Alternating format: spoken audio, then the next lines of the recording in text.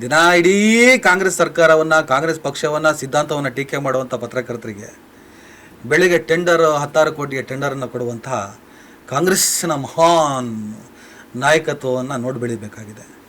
ದಿನ ಬೆಳಗ್ಗೆ R S S ಹಂಗೆ, ಬಿ ಜೆ ಪಿ ಹಿಂಗೆ ಅಂತ ಹೇಳ್ಬಿಟ್ಟು ಬಹಳ ಅದ್ಭುತವಾಗಿ ಮಾತನಾಡಿ ಅಂಬೇಡ್ಕರ್ ವಾದಿ ಅಂತ ಕರೆಸ್ಕೊಳ್ಳುವಂಥವರೆಲ್ಲ ಇಂಥ ಆರ್ ಎಸ್ ಎಸ್ ಪತ್ರಕರ್ತರಿಗೆಲ್ಲ ಏನು ಟೆಂಡರ್ ಕೊಡ್ತಾರೆ, ಏನು ಬೆಳೆಸ್ತಾರೆ ನೋಡ್ಕೊಂಡು ಬಂದಿದ್ದೀವಿ ನಾವು. ಈ ಡಬಲ್ ಸ್ಟ್ಯಾಂಡರ್ಡ್ ಇಲ್ಲಿ ನೋಡಿದ್ದೀವಿ. ಹಾಗೆ ನನ್ನ ಈ ನೆರೆಟಿವ್ ಹಿಂದೆ ಒಂದು ಷಡ್ಯಂತ್ರ ಬಿ ಜೆ ಪಿ ಆಗಲಿ ಆರ್ ಎಸ್ ಎಸ್ ಆಗಲಿ ಇವ್ರು ಮಾಡಿಲ್ಲ. ಇಲ್ಲಿ ದಾವಣಗೆರೆಯಲ್ಲಿ ನಾನು ಮಾಡಿದ ಸ್ಪೀಚು ಇದೆ ಅಂತ ಅದೇ ಕಾರಣ.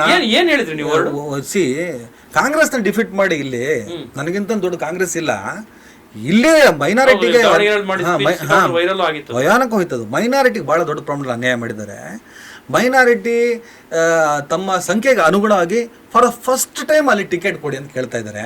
40 ವರ್ಷ ನಿಮ್ಮ ಅಜ್ಜವ್ರನ್ನ ಬೆಳೆಸ್ಕೊಂಡು ಉಳಿಸ್ಕೊಂಡು ಬಂದಿದ್ದಾರೆ.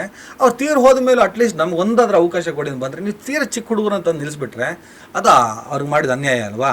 ಹಾಗಾಗಿ ನಿಮಗೆ ಪಾಠ ಕಲಿಸಲೇಬೇಕು ಅಲ್ಲ ಮೈನಾರಿಟಿ ಅಂತೇಳಿ ಅಲ್ಲಿ SDPI ತುಂಬ ಫೋರ್ಸ್ಫುಲ್ ಹೋಗ್ತಿತ್ತಲ್ಲ, ನಾವು ಅಲ್ಲಿ ಹೋಗ್ಬಿಟ್ಟು ಅಲ್ಲಿ ಹೋಗ್ಬಿಟ್ಟು ನಾನು ಭಾಷಣಗಳನ್ನೆಲ್ಲ ಮಾಡಿದ್ದೆ. ಬಟ್ ಅದೇನು ಅಲ್ಲಿ ಒಂದು ಇದ್ದದ್ದೇನು ಅಂತ ಹೇಳಿದ್ರೆ ಸರ್, ಈಗ ಬೈ ಎಲೆಕ್ಷನ್ ಅಲ್ಲಿ ಯೂಶುವಲಿ ಕಾಂಗ್ರೆಸ್ ಒಂದೇ ಅಂತಲ್ಲ, ಎಲ್ಲಾ ಪಕ್ಷಗಳು ಕೂಡ ಮಾಡ್ಕೊಂಡ್ಬಂದ್ರೆ ಕೆಟ್ಟ ಸಂಪ್ರದಾಯ ಅಂತ ಎಲ್ಲರೂ ಕೂಡ ಗೊತ್ತಿರುವಂತ ಕುಟುಂಬದಲ್ಲಿ ಒಂದು ಸಹಾನುಭೂತಿ ಇರುತ್ತೆ. ಒಂದು ಕುಟುಂಬದ ವ್ಯಕ್ತಿ ಸತ್ವ ಅಂತ ಹೇಳಿ ಕುಟುಂಬಸ್ಥರಿಗೆ ಕೊಡುವಂತದ್ದು ಸರ್ವೇ ಸಾಮಾನ್ಯವಾಗಿ ಒಂದು ಸಂಪ್ರದಾಯ ಎಲ್ಲಾ ಪಕ್ಷಗಳು ಕೂಡ ಅಳವಡಿಸ್ಕೊಂಡ್ಬಂದಿರೋ. ಕಾಂಗ್ರೆಸ್ ಆ ಟೈಮಲ್ಲಿ ಹೇಳ್ತೀವಿ, ಇದು ವಿಚಾರ ಬಂದಾಗ ಅವಾಗ ಹೇಳಿದ್ರು, ಸಿದ್ದರಾಮಯ್ಯ ಹೇಳಿದ್ರು, ಇಲ್ಲ ಬೈ ಎಲೆಕ್ಷನ್ ಆಗಿರೋದ್ರಿಂದ ಇದು ನಾವು ಕುಟುಂಬಸ್ಥರಿಗೆ ಕೊಡ್ತೀವಿ, ಮೇನ್ ಎಲೆಕ್ಷನ್ ಬಂದಾಗ, ಜನರಲ್ ಎಲೆಕ್ಷನ್ ಬಂದಾಗ ನೋಡೋಣ ಅನ್ನುವಂತ ಮಾತನ್ನು ಕೂಡ ಹೇಳಿದ್ರು. ಆ ಮೂಲಕ ಕನ್ವಿನ್ಸ್ ಕೂಡ ಜನರಲ್ ಎಲೆಕ್ಷನ್ ಬಂದಾಗ ನೋಡೋಣ ಅಂತ ಹೇಳಿಲ್ಲ. ಅವ್ರ ಹೇಳಿಕೆಯ ರೀತಿ ಆ ರೀತಿ ಇತ್ತು ಅಂತ.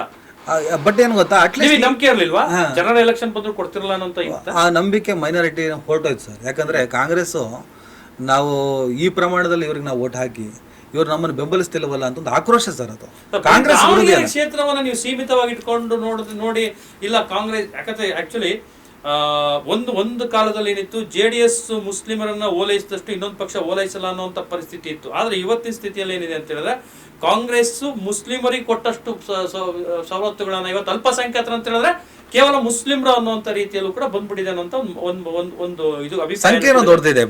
ಆ ರೀತಿಯಾದಂತ ಅಭಿಪ್ರಾಯ ಇರುವಂತ ಟೈಮಲ್ಲಿ ದಾವಣಗೆರೆ ಮುಸ್ಲಿಮರಿಗೆ ಇಷ್ಟು ಪ್ರಮಾಣದ ಸೌಕರ್ಯ ಸವಲತ್ತುಗಳು ಕೊಟ್ಟ ಹೊರತಾಗಿ ಕೂಡ ದಾವಣಗೆರೆ ಬೈ ಎಲೆಕ್ಷನ್ ಒಂದನೇ ನೀವು ಎಷ್ಟು ಪ್ರಮಾಣ ಸೀಮಿತವಾಗಿ ಇಟ್ಕೊಂಡು ನೀವು ಈಗ ಒಂದು ಮೊನ್ನೆ ರಿಸರ್ವೇಶನ್ ಬಂತು, BJP ಸರ್ಕಾರ ಇದ್ದಾಗ ಒಕ್ಕಲಿಗರು ಲಿಂಗಾಯತರಿಗೆ ಇವ್ರದ್ದು ಕಿತ್ತು ಕೊಟ್ಟರು, ವಾಪಸ್ ಯಾಕೆ ನೀವು ಮರುಸ್ಥಾಪಿಸಿಲ್ಲ?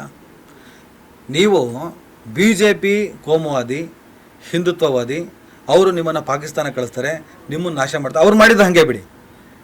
ಈಗ ಇವರು ಹೇಳೋದಕ್ಕೂ ಅವ್ರು ಮಾಡೋದಕ್ಕೂ ಸರಿ ಇದೆ. ಅವರಲ್ಲಿ ಕೋಮುವಾದ ಸತ್ತೋದಿನ ಎಲ್ಲರೂ ಸತ್ತೋಗ್ತಾರೆ. ಇವರೆಲ್ಲರೂ BJP ಏನಾದರೂ ಕೋಮುವಾದನ ಬಿಟ್ಟರೆ ಇವರೆಲ್ಲ ನಾಶ ಆಗ್ಬಿಡ್ತಾರೆ. ಅವರಲ್ಲಿ ಏನಾದರೂ ಇದು ಒಳ್ಳೆ ಚಾನ್ಸ್ ಅಂತ ಹೇಳ್ಬಿಟ್ಟು ಬದಲಾದರೆ ಅವ್ರಿಗೆ ಒಳ್ಳೇದಿದ್ದು, ಅದು ಬೇರೆ. ನೀವು ಬರೀ BJP ಭೂತ ಗುಮ್ಮ ತೋರಿಸ್ಕೊಂಡು ನಿಮಗೆ ನಾವಿದ್ದೇವೆ, ರಂಜಾನ್ ಬಕ್ರೀದ್ ಬಂದರೆ ಟೋಪಿ ಹಾಕ್ಕೊಂಡು ನಮಾಜು ಮಾಡುತ್ತೇವೆ, ಇಷ್ಟು ಸಮಾಧಾನ ಅಲ್ಲ. ತುಂಬ ಕೊಡಬೇಕಾಗಿತ್ತು, ಇನ್ನೂ ಕೊಟ್ಟಿಲ್ಲ. ನೀವು ಸ್ಥಾನಮಾನಗಳನ್ನು ಕೊಟ್ಟರೆ ಎಲ್ಲಿ ಕೊಟ್ಟಿದ್ರಿ, ಯಾರಿಗೆ ಕೊಟ್ರಿ? ನಿಮ್ಮ ಅನುಯಾಯಿಗಳೇ.